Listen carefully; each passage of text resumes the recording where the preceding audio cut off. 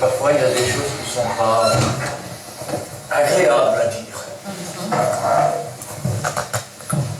La dernière fois, ou l'avant-dernière fois, quand je suis venu, je vous ai dit de faire des réserves. Parce que nous étions à la porte des temps difficiles.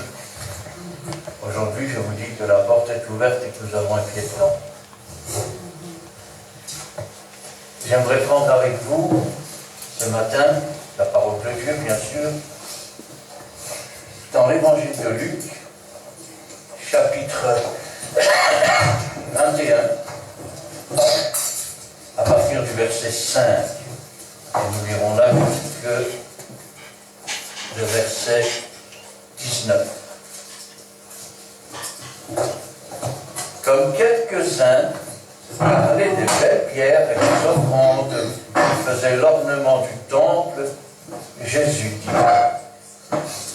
des jours viendront où de ce que vous voyez, il ne restera pas pierre sur pierre qui ne soit renversée. Ils lui demandèrent: Maître, quand donc cela arrivera-t-il? Et à quel signe connaîtra-t-on que ces choses vont arriver? Jésus répondit: prenez garde que vous ne soyez séduits, car plusieurs viendront en mon nom, disant: c'est moi. Le temps approche. Ne les suivez pas. Quand vous entendrez parler de guerre et de soulèvement, ne soyez pas effrayés, car il faut que ces choses arrivent, premièrement. Mais ce ne sera pas encore la fin. Alors il leur dit: une nation s'élèvera contre une nation, un royaume contre un royaume. Il y aura de grands tremblements de terre en divers lieux, des pestes, des famines. Il y aura des phénomènes terribles et grands signes dans le ciel. Mais avant tout cela, on mettra la main sur vous, on vous persécutera, on vous livrera aux synagogues, on vous jettera en prison, on vous mènera devant les rois, devant les gouverneurs, à cause de mon nom. Cela vous arrivera pour que vous serviez de témoignage. Mettez-vous donc dans l'esprit de ne pas préméditer votre défense, car je vous donnerai une bouche et une sagesse à laquelle tous vos adversaires ne pourront résister ou contredire. Vous serez livrés même par vos parents, par vos frères, par vos proches et par vos amis. Ils feront mourir plusieurs d'entre vous. Vous serez haïs de tous à cause de mon nom. Mais il ne se perdra pas un cheveu de votre tête. Par votre persévérance, vous sauverez vos âmes. Amen. Amen. Aujourd'hui, j'ai dit que nous avions un pas. Ah, bien sûr, vous ne le sentez pas encore aujourd'hui même. Mais dans un mois, 2 mois, vous allez voir et vous direz: qu'est-ce qui se passe? Alors, nous avons, je ne fais pas de politique, mais j'explique. Nous avons un président en Amérique qui est un peu étrange, je dois l'avouer, parce que je suis perplexe. Non, je suis perplexe dans le sens où je ne sais pas si c'est un idiot, un bon à rien, ou si c'est un espion russe. Vous savez, c'est une pratique courante en Amérique. On introduit les milieux politiques avec des gens que l'on préfère, on chasse les dirigeants, et puis une fois que tout est en place, on prend le pouvoir, avec des gens qui feront exactement ce qu'on veut. Pourquoi je dis cela? Parce que on lève les sanctions contre la Russie, on humilie le président ukrainien. Il n'y a aucune sanction qui a été citée contre les Russes, mais contre tous les autres pays. Alors, ici je m'adresse aux dirigeants aussi, Quelle solution adopter? Il y a plusieurs solutions. La première, c'est la solution de l'orgueil. Alors, je vais vous expliquer. Quand un pays met des taxes sur un autre pays, le pays qui envoie la marchandise, ça ne coûte pas plus cher ou moins cher. La taxe, elle est mise quand la marchandise entre dans le pays. Donc, qui paye la taxe? Le consommateur. Donc, pour l'instant, nous avons quoi? Nous avons des Américains qui vont payer 30% plus cher tout ce qui est importé. Le problème, c'est que si le pays importe, c'est qu'il ne sait pas tout fabriquer. Donc, ils seront bien obligés d'en acheter une partie beaucoup plus élevée. Qui va perdre? Le peuple américain. Deuxième chose, la réponse à apporter. Soit, on peut rester sans rien faire. La Bible dit, celui qui s'assoit au bord de l'eau finit par voir passer ses ennemis. Ah oui. Alors, quand on ne fait rien, qu'est-ce qui se passe? Ben, les marchandises américaines ne coûteront pas plus cher. Les marchandises qu'on enverra en Amérique seront beaucoup plus chères. Pendant un certain temps, on va avoir une perte de vente, en moins une partie. Ce qui veut dire que les entreprises vont réduire la production. Il va y avoir du chômage. Mais ça donne le temps pour ce qu'on appelle la diversification, c'est-à-dire permettre aux autres de pouvoir changer de marché et s'entendre avec d'autres pays. L'autre possibilité, et ça c'est la plus terrible qui puisse exister, c'est de répondre de la même manière. Je vous explique.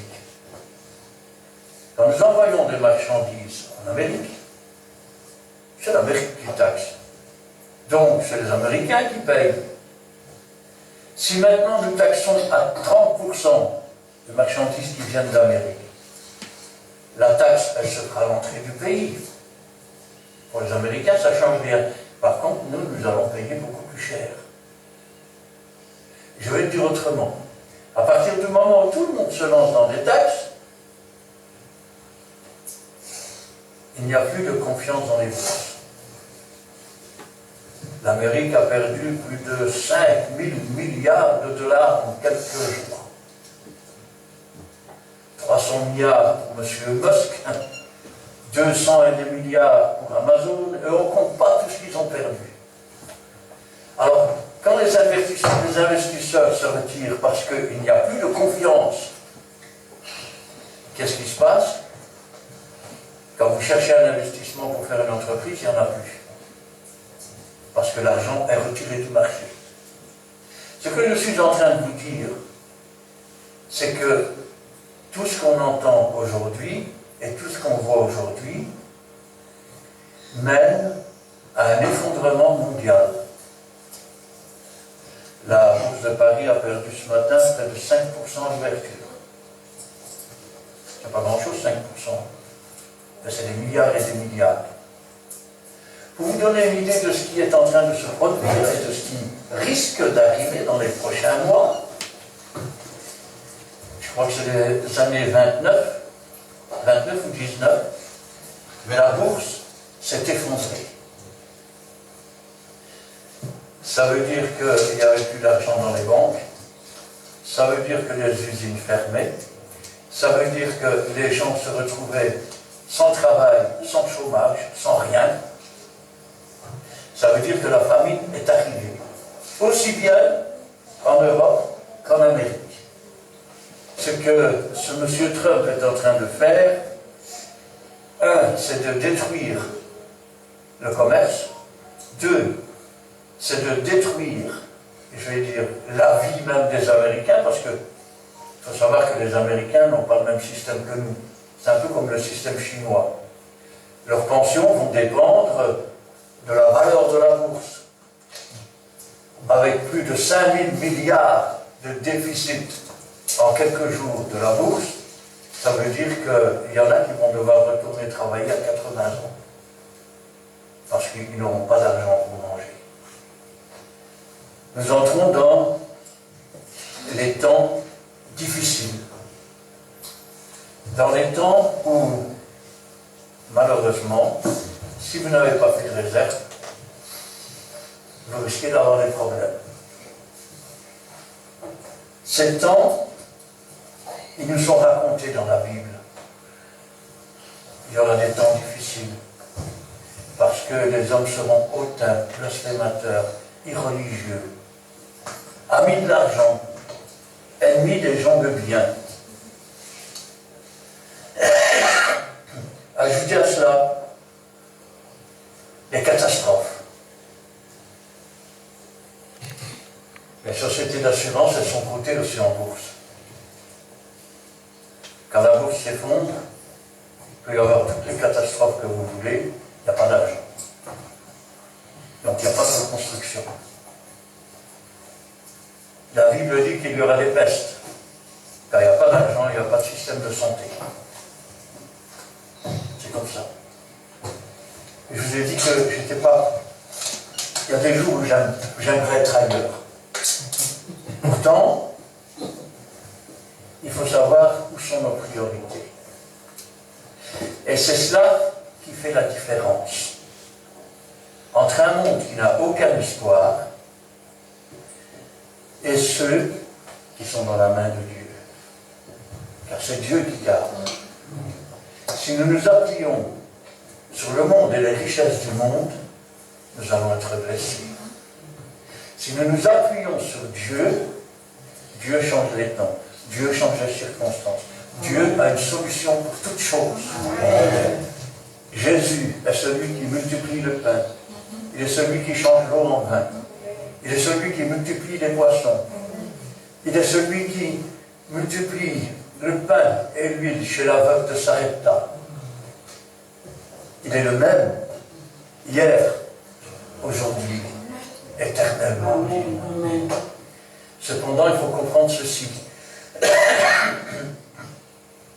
Quand, par exemple, je parle des deux témoins qui sont les deux églises, comment ils vont être égorgés à Jérusalem, beaucoup de pasteurs, beaucoup d'églises disent « Non, mais il dit n'importe quoi ce mec-là, Dieu ne permettrait jamais cela. »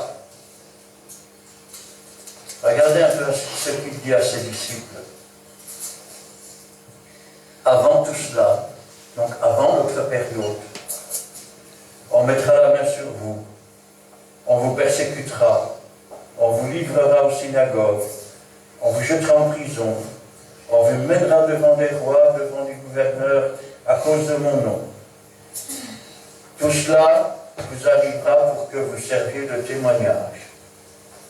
Imaginez si aujourd'hui Jésus était dans beaucoup d'églises et qu'ils disent à ses disciples, avant que ces choses arrivent, tu vas aller en prison, tu vas être persécuté, on va te frapper. Les chrétiens d'aujourd'hui disent, non, c'est pas possible, Dieu ne va jamais permettre une chose pareille. Vous ne vous rendez pas compte? Pourtant, il l'a dit. Et à l'époque, les chrétiens ont été jetés en prison. Jacques a été tué. Pierre a été jeté en prison et délivré par un ange. Les chrétiens ont été jetés dans la fosse aux lions. La Bible nous dit, ils ont été sciés, ils ont été torturés, ils ont été écartelés. C'est la Bible qui dit. Jésus avait parlé. Et quand on parle des derniers temps, ce seront des temps difficiles. Est-ce que ça veut dire que les temps ne seront pas difficiles pour nous chrétiens? Après tout, nous sommes chrétiens, nous appartenons à Dieu. Ils seront difficiles. Mais qu'est-ce que vous dites, frère? Vous vous rendez compte? Vous êtes en train de me décourager? Non, ils seront difficiles. Et pourquoi seront-ils difficiles pour nous chrétiens? Avez-vous une idée de la raison? Alors, approche-toi de quelqu'un qui est dans une chaise roulante. Dis-lui que Jésus l'aime. Qu'est-ce qu'il va te répondre? T'as facile, toi, t'as tes deux jambes. Tu t'es arrangé comme moi. Voilà pourquoi. Voilà pourquoi les chrétiens vont aussi subir. Voilà aussi pourquoi les deux églises vont être conduites jusqu'à Jérusalem. Pourquoi ils vont être égorgés. Mais voilà aussi pourquoi, au troisième jour, ils se tiendront sur leurs pieds et partiront à la rencontre du Seigneur. Quand je pense à cela, vous ne devez jamais oublier que toute chose concourt au bien de ceux qui aiment Dieu. Si, avant que Jésus vienne, je vous aurais dit, le Seigneur va venir, ils vont l'accuser de tous les noms, ils vont se moquer de lui, ils vont le frapper, ils vont le crucifier, et il va mourir sur la croix. Beaucoup, avant que ça se produise, auraient dit, non, c'est pas possible, une chose pareille. Tu te rends compte, le Fils de Dieu, Dieu ne permettrait pas ça. Vous savez, quand le prophète a dit, le temple va être détruit, ils ont dit, tu blasphèmes, c'est la maison de Dieu, Dieu ne permettra jamais cela. Et après le millénium, Dieu ne permettra jamais cela. Les nations de Gog et de Magog se lèvent, elles investissent le camp des Cèdres. Elles rentrent dedans, elles combattent, elles détruisent. Dieu le permet. Dieu met notre foi à l'œuvre. Il y a deux sortes d'événements qui vont se passer. La première, les difficultés de ceux qui n'ont aucun espoir. Et leur cri, ce sera quoi? Ah! Si Dieu existait, ça n'arriverait pas. Et pourquoi il n'y a rien pour nous sauver? Et le monde va s'attendre à un sauveur. Mais celui qu'ils appelleront le sauveur, c'est le fils du diable. C'est l'antéchrist. Et nous, chrétiens, nous avons déjà ce sauveur. Amen. Nous avons déjà cette espérance. Amen. Notre foi au milieu de la souffrance sera un témoignage pour eux tous. Amen. Et au milieu de ces douleurs, au milieu de ces souffrances, j'ai une bonne nouvelle. Parce que, si vous lisez le livre de l'Apocalypse, il y a 7 églises. Mais il y en a que 2 qui sont approuvées. Dans l'une d'entre elles, on dit, si tu ne te repens pas, j'enlèverai ton chandelier. Le chandelier, c'est l'Église. Les témoins, c'est nous. Vous recevrez une puissance sur vous et vous serez mes témoins. C'est nous, les oliviers. Pourquoi? Parce que nous portons l'huile. Nous portons l'huile. Et quand je pense à cela, je dis, Seigneur,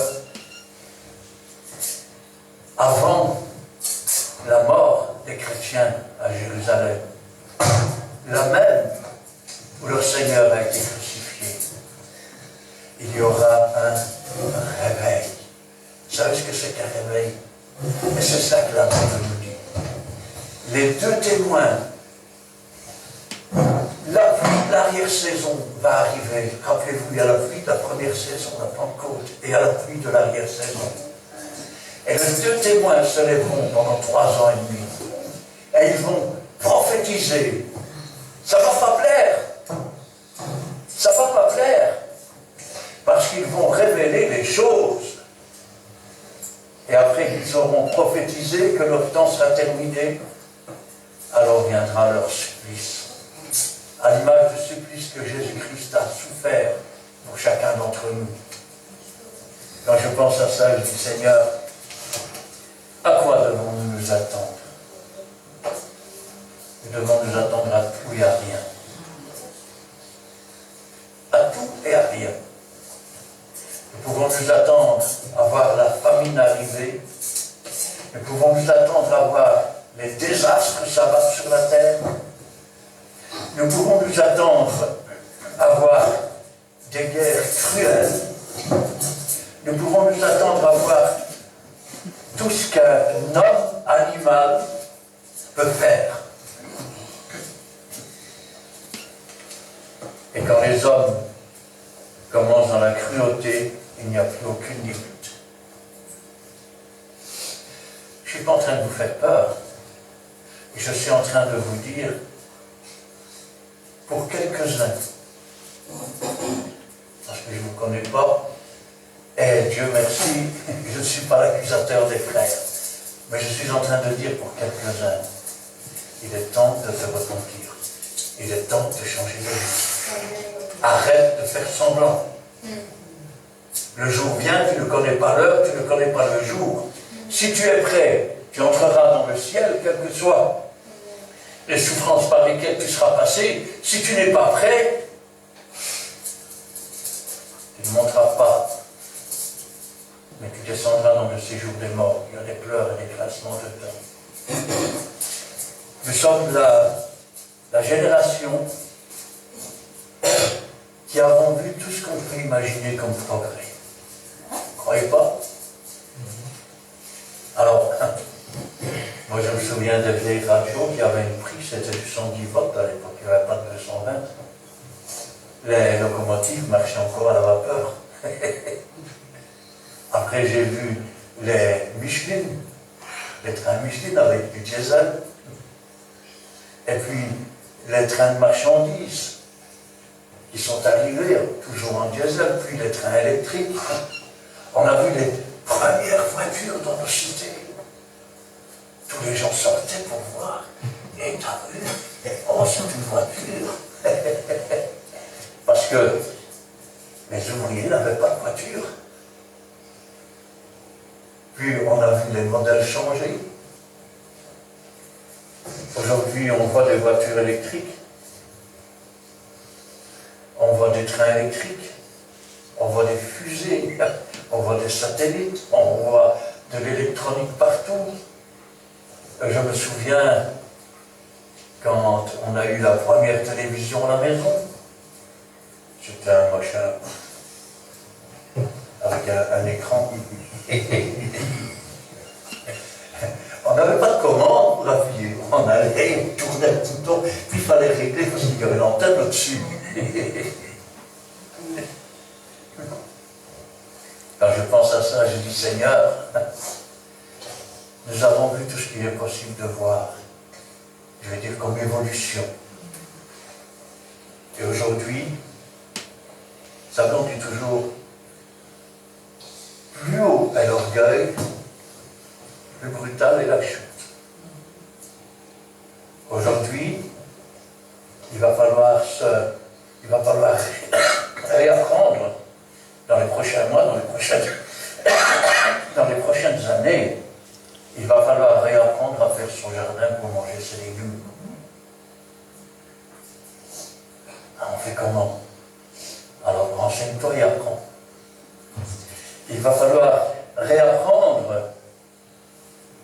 comment on fait pour faire du fumier. Il va falloir réapprendre comment se chauffer. Vous savez, un morceau de pellet, un morceau de gaz, un morceau d'électricité, un morceau de mazout. Tu ne trouves pas ça sur la rue, hein? Ça n'existe pas, hein? Quand les marchés s'effondrent, les magasins se vident, les gens se battent pour un rouleau de papier toilette, hein? Eh oui. Quand la débâcle commence, vous avez des magasins qui sont pillés, hein? Ce que je dis, c'est que là maintenant nous avons un pied dedans. Et c'est un mot ou deux, vous commencez à sentir.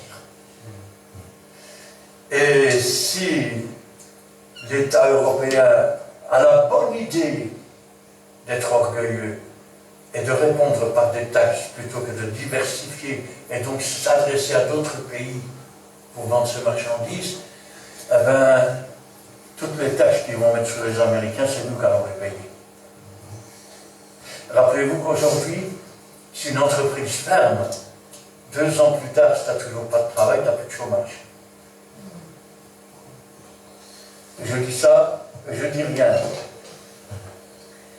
Quand je pense à ça, je dis Seigneur,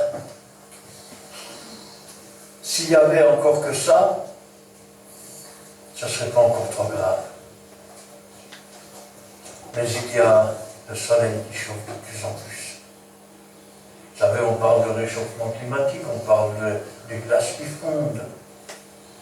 Mais la terre aussi, elle gonfle. Et quand elle gonfle, vu sa taille, ça ne se voit peut-être pas à l'œil, à côté de sa taille, mais il faut voir les choses qui se passent à l'intérieur. Le noyau de la Terre s'est déjà déplacé aujourd'hui. Lors du dernier raz-de-marée, vous savez ce qu'on appelle un tsunami, parce qu'on commence à parler chinois ici. Lors du dernier raz-de-marée, la Terre a bougé sur son axe de 3 degrés. Les gens ne se rendent pas compte des changements. Vous savez, il y a 44 ans que j'habite à Ronsard. Je vais vous expliquer une chose. Quand je sortais de chez moi, le soleil se levait là et il se couchait là. 44 ans plus tard, le soleil se lève là et il se couche là-bas. La Terre a été modifiée. La rotation de la Terre a été modifiée. Ce que l'on appelait autrefois, je vais dire, l'axe polaire, en fait, il n'est plus au pôle Nord, il a bougé. La Terre tremble. La Terre souffre. Les animaux souffrent. Les arbres souffrent. La Terre se brise. La chaleur commence à gronder en dessous. Et les volcans sont prêts à se réveiller.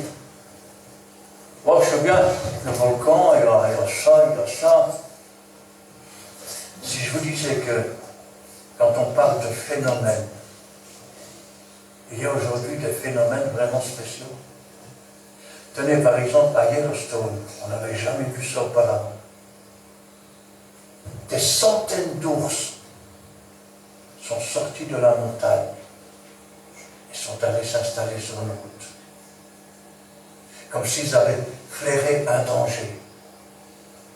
Dans une autre région, c'est des centaines de cerfs qui sont sortis de la montagne et qui sont allés se mettre dans un endroit, comme s'ils se regroupaient tous. Ce que je dis, c'est que quand il y aura, quand on entre dans ces temps difficiles, ça veut dire aussi qu'il va y avoir des catastrophes comme il n'y en a jamais eu, comme il n'y en aura plus jamais. Ça veut dire que personne n'est à l'abri nulle part. Vous dites, ici en Belgique, ça va. Alors laissez-moi vous dire que l'histoire nous raconte. La Belgique est un pays qui a souffert de la famine pendant 3 ou 4 ans parce qu'un volcan s'est ouvert et que les cendres volcaniques recouvraient le soleil. Plus de soleil, plus de lumière. Des volcans, et je ne parle que des volcans ici encore, toutes les chaînes de montagnes françaises, jusque dans toute l'Italie, jusque dans la Sardaigne, dans la Sicile, en dessous de la mer, et même dans le bassin européen. Il y en a partout. La Terre, elle est apparue comment? Parce que le feu qui y avait en dessous et les roches fondues sont sortis de terre et ont commencé à former. Et voilà comment des îles se forment, comment elles disparaissent. Aujourd'hui, on n'est plus à l'abri nulle part. Il n'y a pas une région où la catastrophe n'arrivera pas. La seule différence, on sait qu'elles sont là, on sait qu'elles vont arriver. Mais c'est comme le jour de la fin du monde, Personne ne connaît l'heure, personne ne connaît le jour. Dieu seul le connaît. Ça veut dire que pendant que je vous parle, eh bien, la terre peut se mettre à trembler, l'immeuble peut tomber sur nous. Alors, bien sûr, il ne faut pas en faire une fixation, il ne faut pas commencer à avoir peur de tout. Parce que si on a peur de tout, on ne vit plus non plus. Il faut savoir où sont nos priorités. Quand je dis savoir où sont nos priorités, il y a de cela, je ne sais pas, c'est le mois passé ou le mois d'avant, peut-être 3 mois, je ne sais pas. J'étais ici, je vous prêchais la parole, et ma famille était en train d'enterrer mon frère. Vous savez pourquoi? Parce que Dieu est plus important. L'année passée. C'est l'année passée. Aujourd'hui, 51 millions de mariages, on est en train de préparer pour faire la fête. Vous savez ce que je vais faire?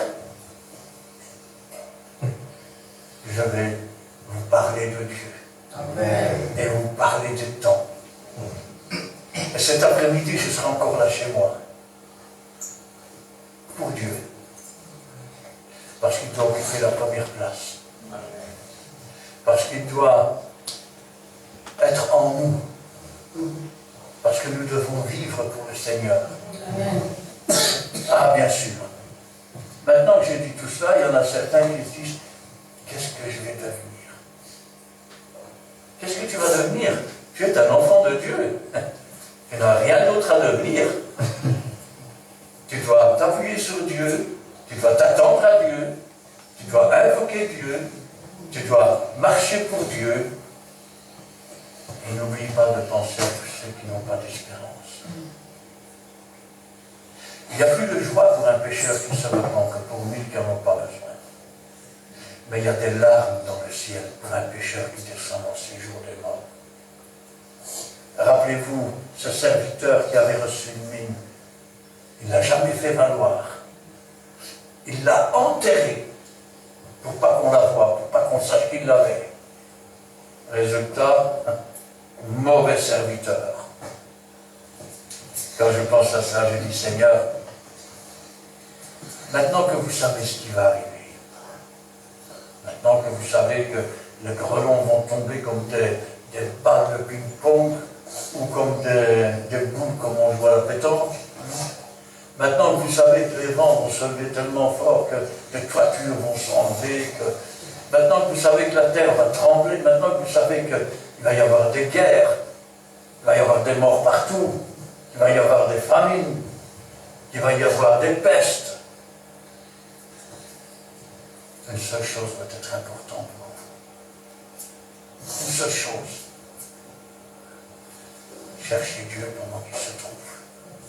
C'est ça qui est important. Parce que, je vais te dire une chose, ta maison peut être balayée par la tempête. De toute façon, même si elle est encore là, quand tu vas mourir, tu ne vas pas l'emporter. Juste un. Oh, mais j'ai tout mon champ qui est détruit. Rappelez-vous, le riche, il avait amassé, il avait agrandi les greniers. Et il dit, je vais pouvoir me reposer maintenant, je suis content. Ton âme va t'être demandée aujourd'hui pour qui ça va être. La seule chose qui nous importe, c'est de nous accrocher. Parce que nous sommes des voyageurs sur cette terre. Nous sommes des étrangers. Et vous dites, frère, vous êtes né en Belgique. Je suis un étranger. Nous sommes des concitoyens de la cité céleste. Nous sommes de ces gens qui attendons de pouvoir rentrer à la maison. Cette terre ne nous apportera rien, ne peut rien nous apporter. Et tout ce que nous avons, c'est ce que Dieu a mis à notre disposition pour un temps. Rappelez-vous ce que disait Job. Voilà un exemple flagrant. Y a-t-il quelqu'un d'aussi intègre que Job? Les autres ne valaient pas Job. Les autres n'avaient pas la spiritualité ni la fermeté dans la foi en Dieu de Job. Ce qui sont morts? C'est la maison de qui s'est effondrée? C'est les champs de qui ont brûlé? Il a tout perdu. Et les temps difficiles, c'est comme ça.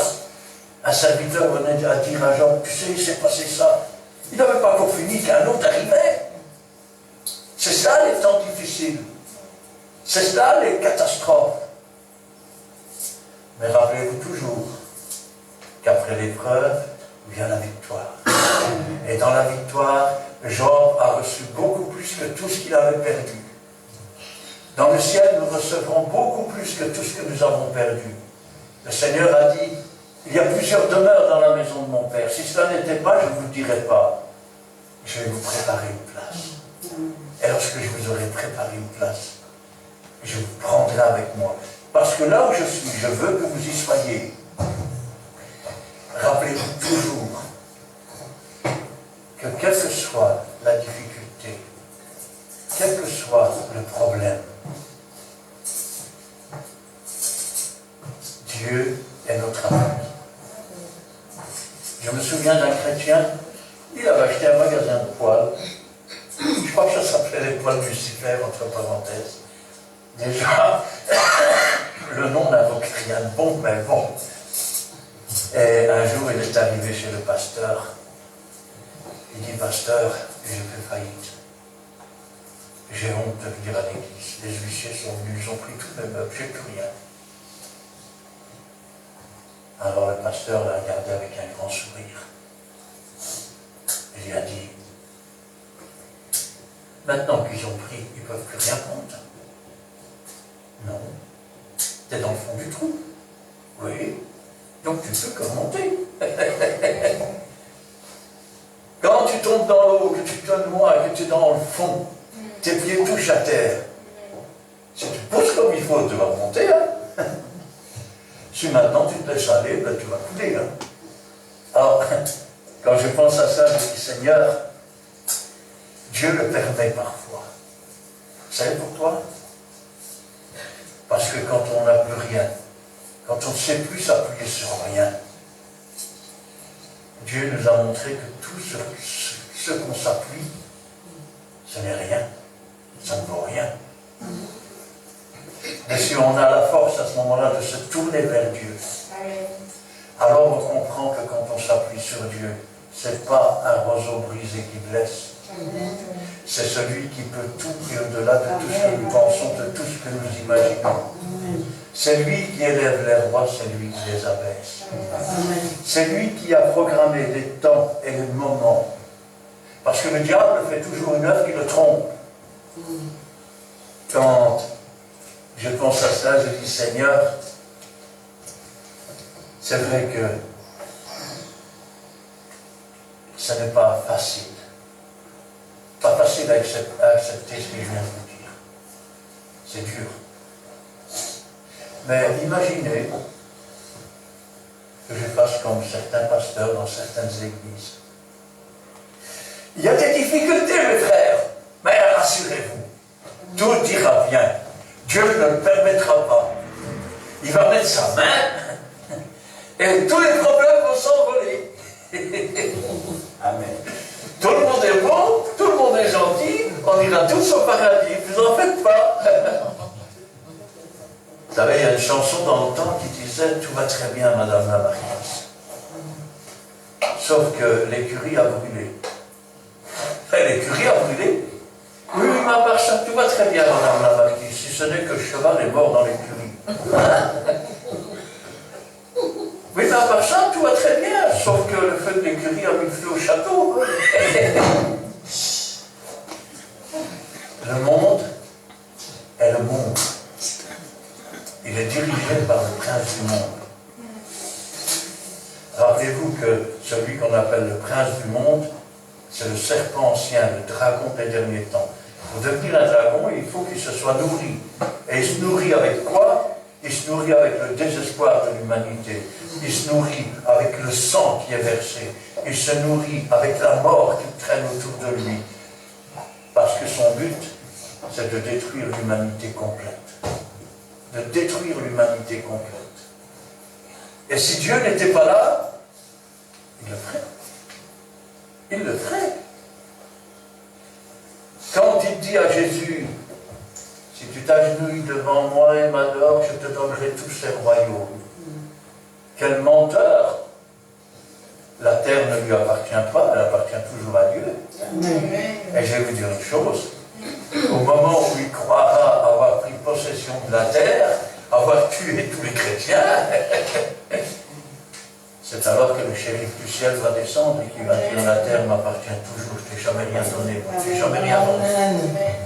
Et quand je pense à ça, je dis Seigneur, aide-nous à bien comprendre. Parce que vous savez, quand on prêche un évangile à l'eau de rose, c'est comme si on disait tout va très bien, Madame la Marquise. Rien n'arrivera. Essayez d'imaginer les millions de chrétiens qui aujourd'hui sont trompés par des pasteurs défroqués, qui eux-mêmes sont dans le péché, sous le pouvoir de Satan plutôt que celui de Dieu, qui n'ont même pas l'Esprit de Dieu en eux. C'est d'ailleurs ce qui est marqué, je pense, ici. Petit instant. Si je lis le verset 20 du même chapitre, attendez un petit peu, non, c'est pas ça. Dans un des passages de la Bible, il est marqué qu'ils n'ont pas l'esprit. Ils n'ont pas l'esprit, qu'ils marchent sans l'esprit de Dieu, qu'ils parlent sans l'esprit de Dieu. Imaginez les milliers de chrétiens qui aujourd'hui entendent dans les églises. Tout va aller très bien, mes frères. Vous allez voir, Dieu va tout arranger. Vous en faites pas avec ça. Demain, quand ça va aller mal, qu'est-ce qu'ils vont dire? Seigneur, tu avais promis, mais le Seigneur n'a pas promis ça. Le Seigneur n'a jamais dit ça. Il a dit qu'il y aurait des temps difficiles parce que les hommes étaient hautains, blasphémateurs, irreligieux, amis de l'argent, ennemis des gens de bien. Il n'a jamais dit que tout irait de mieux en mieux. Il a dit qu'il y aurait des temps difficiles. Quel est le signe qui va nous montrer que le retour de Jésus est proche?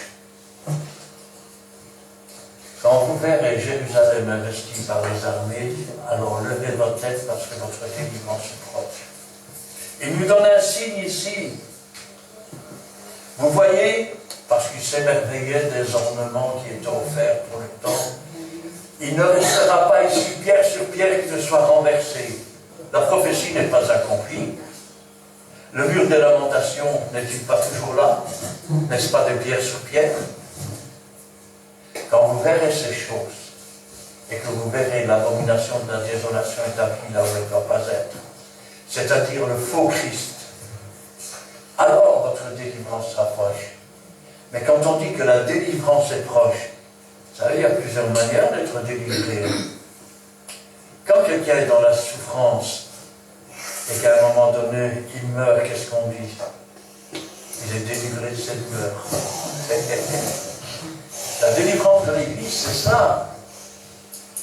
Si la semence ne tombe en terre, si elle ne meurt, elle ne peut pas renaître. La résurrection, c'est cela. Aujourd'hui, beaucoup mélangent résurrection, réincarnation. Je ne sais pas où ils ont été chercher des stupidités comme ça. Parce qu'entre nous, si je meurs maintenant et que je revis dans un autre animal, vous imaginez, pendant ma vie, j'ai écrasé la mouche, c'était ma belle-mère qui était revenue. Ben oui, j'ai donné un coup de pied à un chien, c'était ma sœur. Dieu n'a jamais parlé de réincarnation, il a parlé de résurrection. C'est ce qui nous attend. Vous savez, qu'est-ce que la mort? Beaucoup de gens se disent que la mort, ben, c'est quelque chose de naturel. Il y en a d'autres qui disent, on ne sait pas trop, on a un peu peur parce que... D'autres diront, ah, j'ai pas peur de mourir, mais j'ai peur de souffrir. Par contre, quand on leur parle de beauté, ils disent, il faut souffrir pour être beau ou belle. La mort, c'est quand l'âme souffre tellement à l'intérieur du corps qu'elle ne peut plus supporter de rester dans ce corps. Et elle sort. C'est une délivrance. Une délivrance. Toutes les personnes qui sont passées par la mort, qu'est-ce qu'elles disent? Je suis sorti de mon corps. Et je voulais dire que j'étais bien, mais... Et puis quand elles sont revenues dans leur corps, je suis rentré dans mon corps et de nouveau toute la souffrance, toute la douleur est revenue. Vous savez, c'est un châtiment que de vivre dans un corps qui est pécheur, dans un corps qui se détruit à cause de la colère de Dieu sur le péché. Moïse disait, la colère de Dieu se voit à l'œil nu. Quand tu te regardes dans un miroir et que tu vois tes rides, tu te dis, le salaire du péché c'est la mort, et je vieillis. Je vieillis, je commence à être courbé, je commence à avoir du mal à me relever quand je suis accroupi. Des fois, ça fait mal au dos. Des fois, il m'a les épaules, des fois, il m'a couru.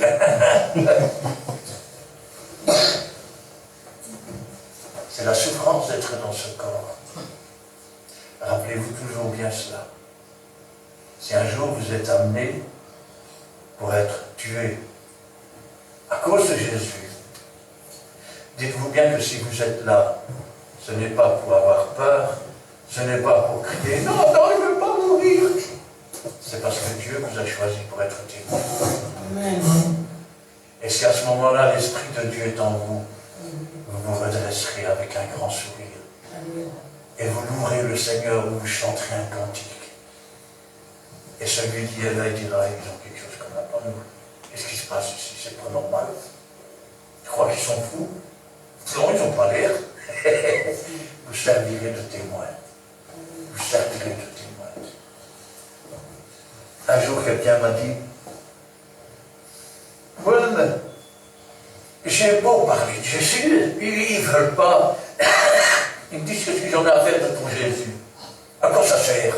Hein? Alors, je l'ai regardé aussi avec un sourire. C'est quand on a des questions comme ça, il vaut mieux sourire que de porter un jugement et de dire, tu te rends compte de ce que tu es en train de dire? Alors, j'ai fait un grand sourire. Sidrac Boticali. Quand tu parles de Jésus, s'il accepte Jésus, tu as gagné quelqu'un. S'il n'accepte pas, et qu'il te dit grossièrement d'aller te faire voir, tu le laisses. À quoi ça va servir? Ben, le jour où il va se présenter devant Jésus, s'il n'a toujours pas accepté, ben, il ne pourra pas dire qu'il ne savait pas. Il ne pourra pas dire, hein, t'as vu, t'as envoyé les chrétiens chez tous ceux qui étaient inscrits dans le livre de vie, et nous, on ne nous a rien dit, on ne sait rien. Ils n'auront aucune excuse. Quand vous faites pour vos enfants, qu'ils soient gentils ou qu'ils ne soient pas gentils, vous ne faites pas la même chose. Faites la même chose pour chacun de vos enfants, et Dieu aussi fait la même chose. Ce que je suis en train de vous dire, c'est que quoi que le monde fasse, quelle que soit la direction qu'il prenne, quelle que soit la douleur et la souffrance qui vous entourent, ou que vous subissez, rappelez-vous toujours que Dieu vous a sauvé et que vous êtes éternel. Même si ce corps tombe, la chair et le sang n'hériteront pas le royaume des cieux. Mais à la voix d'un archange, un signal donné par Dieu. Votre corps a été semé infirme, il ressuscitera plein de force. Il a été ressuscité malade, il ressuscitera en pleine santé. Parce que ce que Dieu dit, son bras l'accomplit. Amen. Alors, je ne sais pas si vous avez bien compris ce que je vous ai dit au sujet de ce qui nous attend. C'est pas gai, mais j'ai confiance en vous. Amen. Amen.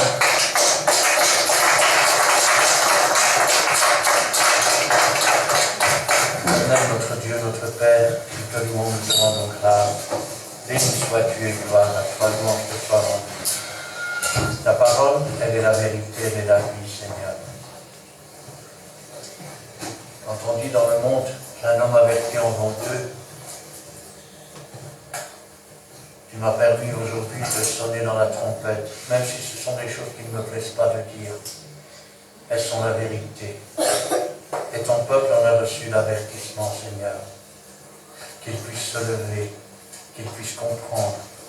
Et quand ces choses arrivent, qu'il puisse voir cela comme l'accomplissement d'une prophétie. Et non comme une déception parce que le mensonge a régné dans l'Église. Et qu'ainsi ton peuple soit fortifié au travers de toutes ces choses qu'il puisse voir et qu'il puisse avoir comme conclusion que son Dieu est vivant et que ce qu'il dit est vrai. Bénis mes frères et mes sœurs ici présents, tous ceux qui entendront et que toute la gloire t'en revienne. Gloire au Père, gloire au Fils et gloire au Saint-Esprit. Amen. Amen.